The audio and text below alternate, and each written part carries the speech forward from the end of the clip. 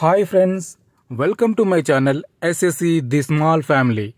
ఈరోజు మనం jaguar XF20D గురించి తెలుసుకుందాం. ఈరోజు నేను డ్రైవింగ్కి వచ్చాను ఈ వెహికల్కి. సో ఈ వెహికల్ యొక్క రివ్యూ ఇద్దామని చెప్పేసి ఈ వీడియో తీస్తున్నాను. రివ్యూ అంటే ఎలా అంటే మొత్తం కార్ పర్ఫార్మెన్స్ ఇవన్నీ పక్కన పెడితే, ఇవన్నీ చెప్పడానికి చాలామంది ఉన్నారు. నేనేంటంటే చాలామంది కొత్త డ్రైవర్లకు, కొత్తగా డ్రైవ్ చేయాలనుకున్న వాళ్ళకి కొన్ని కంట్రోల్స్ అనేవి అర్థం కావు, తెలియదు. అందుకని చెప్పి నేను ఇదైతే రివ్యూ ఇవ్వడం, అంటే ఆప్షన్స్ ఎలా ఉంటాయి, ఎలా మేనేజ్ చేయాలి, ఎలా వాడాలి అనే దాని గురించి నేను వీడియోస్ చేస్తున్నాను. దయచేసి కొత్త వాళ్ళు ఎవరైనా నా వీడియోస్ కనుక చూస్తున్నట్లయితే ఒక్క సబ్స్క్రైబ్ బటన్ నొక్కి ఒక్క లైక్ కొట్టండి చాలు. లగ్జరీ కార్ని కొత్తగా డ్రైవ్ చేసే వాళ్ళకి ఉండే అతి చిన్నది అండ్ ఇంపార్టెంట్ డౌట్ ఏంటంటే దీని ఫ్యూయల్ కవర్ని ఎలా ఓపెన్ చేయాలని చెప్పి. నార్మల్ కార్లలో మనకు ఫ్యూయల్ ట్యాంక్ ఓపెన్ చేయడానికి డ్రైవర్ సీట్ పక్కన కింద లివర్ అయితే ఉండడం జరుగుతుంది. అది లాగితే ఫ్యూయల్ ట్యాంక్ ఓపెన్ అయిపోతుంది. కానీ లగ్జరీ కార్లో కదా కాదండి. ప్రతి లగ్జరీ కార్లో మనం వెహికల్ని అన్లాక్ చేస్తే చాలు, తర్వాత ఫ్యూయల్ ట్యాంక్ పైన ఉన్న కవర్పై చిన్నగా ప్రెస్ చేస్తే ఓపెన్ అయిపోతుంది. అది మనం చేయాల్సిన పని కాదు. ఎక్కడైతే మనం పెట్రోల్ కొట్టించుకుంటామో అక్కడ బంక్ అతను చేసేస్తాడు, వాళ్ళకి తెలిసే ఉంటుంది. ఇది ఇంతే, చాలా సింపుల్ అండి. ఫ్యూయల్ కవర్ ఓపెన్ చేయడానికి మీరు బటన్ కోసం వెతక్కండి. నేను డ్రైవ్ చేసిన కార్లలో jaguar is the best. Audi, Benz, BMW కన్నా నాకు ఈ కార్ అనేది చాలా నచ్చింది. దీని పర్ఫార్మెన్స్ కానీ, సీటింగ్ కంఫర్ట్ కానీ, డ్రైవింగ్ కంఫర్ట్ కానీ చాలా నచ్చింది. ఇది వచ్చేసి రేర్ ఏసీ అడ్జస్ట్మెంట్ కూడా ఇక్కడే ఉంది. మనకు 12 volts ఛార్జింగ్, అంటే మొబైల్ కానీ ల్యాప్టాప్ కానీ ఛార్జ్ చేసుకోవడానికి బ్యాక్ సైడ్ 2 పోర్ట్స్ అయితే ఉన్నాయి. ఇంకా ఫ్రంట్ సైడ్ కూడా ఉన్నాయి. ఇప్పుడు నేను లోపలికి వెళ్ళి చూపిస్తాను ఏమేమి కంట్రోల్స్ ఉంటాయి, ఎలా చేయాలనేది. ఇది వచ్చేసి ఇంజన్ స్టాప్ బటన్ అండి. జాగ్వార్లో గేర్ సిస్టమ్ కొంచెం వెరైటీగా ఉండడం జరుగుతుంది, అంటే కంఫర్ట్గా చాలా స్టైలిష్గా ఉంటుంది. అది ఎలా అనేది చూపిస్తాను. అంతకుముందు స్టీరింగ్ పైన ఏమేమి కంట్రోల్స్ ఉన్నాయో చూద్దాము. చాలా వెహికల్స్లో స్టీరింగ్ పైన కంట్రోల్స్ అనేవి సేమ్గా ఉండడం జరుగుతుంది, డిఫరెంట్గా ఉండవు. డిఫరెంట్గా ఉండేది ఏంటంటే మనకు లైట్స్ అండ్ వైపర్ కంట్రోల్స్. చాలా కార్లకి అటు ఇటు ఉంటాయన్నమాట. అది మనం తెలుసుకోవాలి. ఇప్పుడు ఈ స్టీరింగ్ పైన కంట్రోల్స్ వచ్చేసి మనకి మ్యూజిక్ సిస్టమ్ కంట్రోల్ చేసుకోవడానికి, కాల్ లిఫ్ట్ చేయడానికి, వాయిస్ అసిస్టెన్స్ ఇలాంటి కంట్రోల్స్ ఇచ్చాడు. అలాగే మనకి రైట్ సైడ్లో అయితే క్రూజ్ కంట్రోల్ అవన్నీ ఇచ్చాడు. ఇక్కడ లెఫ్ట్ సైడ్లో డ్రైవర్కి లెఫ్ట్ హ్యాండ్ సైడ్లో లైట్ కంట్రోల్స్ అనేవి ఉన్నాయి. రైట్ హ్యాండ్ సైడ్లో వైపర్ కంట్రోల్స్ అనేవి ఉన్నాయి. ఇది వచ్చేసి డాష్ బోర్డ్, అంటే మనకి ఇదంతా వచ్చేసి LED స్క్రీన్ అండి. స్క్రీన్ పైనే మనకి అది ప్రొజెక్ట్ అవడం జరుగుతుంది. మనం వెళ్ళే స్పీడ్ కానీ, డ్రైవ్ మోడ్ కానీ, కంట్రోల్ కానీ. ఇది వచ్చేసి ఇంటీరియర్. ఇది వచ్చేసి AC కంట్రోల్స్ అండి. AC కంట్రోల్స్ ఇక్కడ ఉన్నాయి కదా. ఇక్కడ టెంపరేచర్ సెట్ చేసుకోవచ్చు. బ్లూ అండ్ రెడ్ ఉంది కదా. ఇది వచ్చేసి మనకి gear system, automatic car gear system. మనము వెహికల్ ఆఫ్ చేస్తే ఇలా లోపలికి వెళ్ళిపోతుంది, ఆన్ చేస్తే మళ్ళీ ఇలా పైకి వస్తుంది.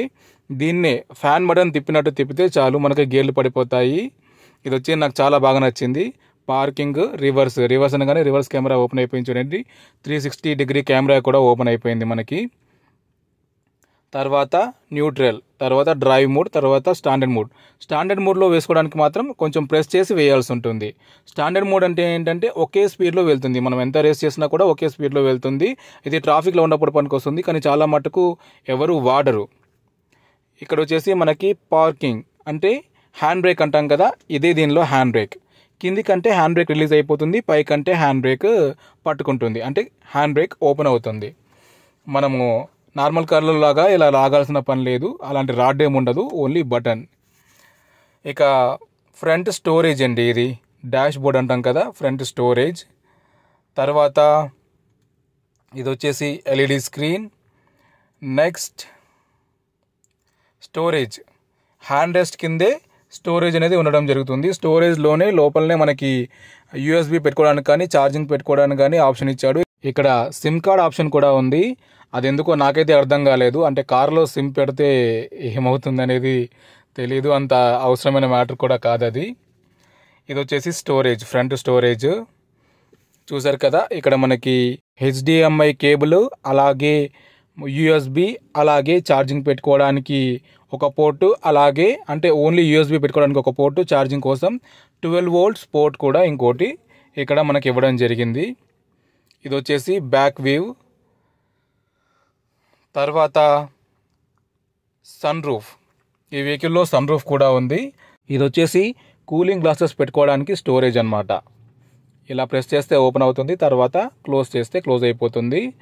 ఇది వచ్చేసి మనకి సన్ రూఫ్ ప్లస్ మనకి గ్లాస్ షేడ్స్ ఉంటాయి కదా, ఆ గ్లాస్ షేడ్స్ని కూడా మనం ఎలక్ట్రిక్గా అడ్జస్ట్ చేసుకోవచ్చు.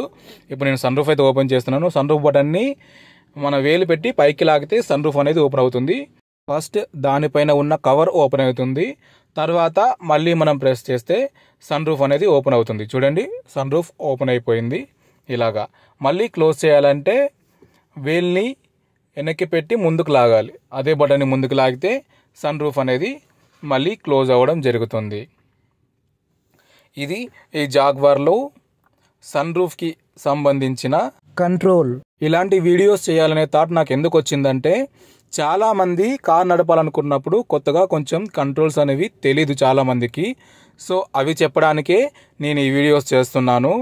ఓనర్ కానీ డ్రైవర్ కానీ ఎవరైనా కొత్తగా కార్ డ్రైవ్ చేసేటప్పుడు ఒకసారి ఆ వెహికల్ గురించి, కంట్రోల్స్ గురించి తెలుసుకుంటే కనుక ఈజీగా డ్రైవ్ చేయడానికి, ఇంకా ఆప్షన్స్ని కంట్రోల్ చేయడానికి వీలుగా ఉంటుంది. మ్యూజిక్ సిస్టమ్ గురించి నేను చెప్పట్లేదు, అలా చాలామంది చెప్తున్నారు వేరే వీడియోల్లో. అలాగే కార్ పర్ఫార్మెన్స్ గురించి కానీ, ఇంజన్ గురించి కానీ అలా కూడా చాలామంది చెప్తున్నారు. సో కొత్తగా ట్రై చేయాలని చెప్పేసి నేను ఇలాంటి వీడియోస్ అయితే చేస్తున్నాను. ఇది వచ్చేసి ఈ బటన్ మనకి సన్ షేడ్స్, చెప్పాను కదా గ్లాస్కి ఉన్న సన్ షేడ్స్ కంట్రోల్ చేయడానికి.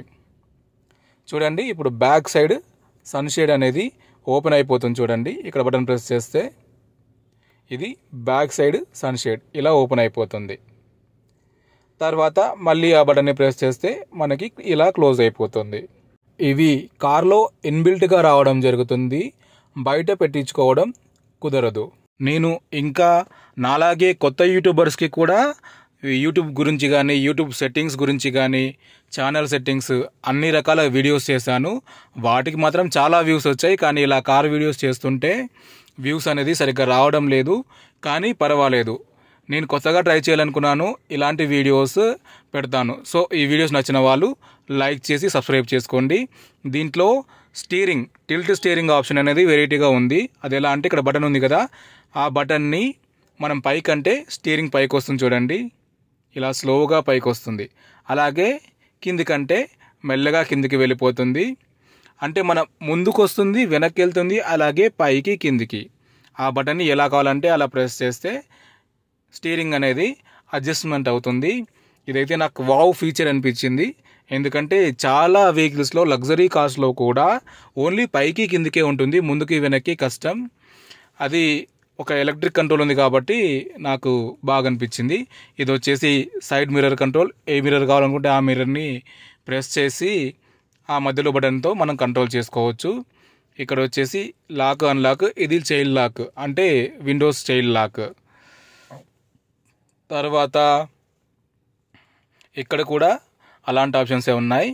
ఇప్పుడు నేను సీట్ కంట్రోల్స్ చూపిస్తాను. దీంట్లో సీట్ కూడా ఎలక్ట్రికల్ అడ్జస్ట్మెంట్ అండి.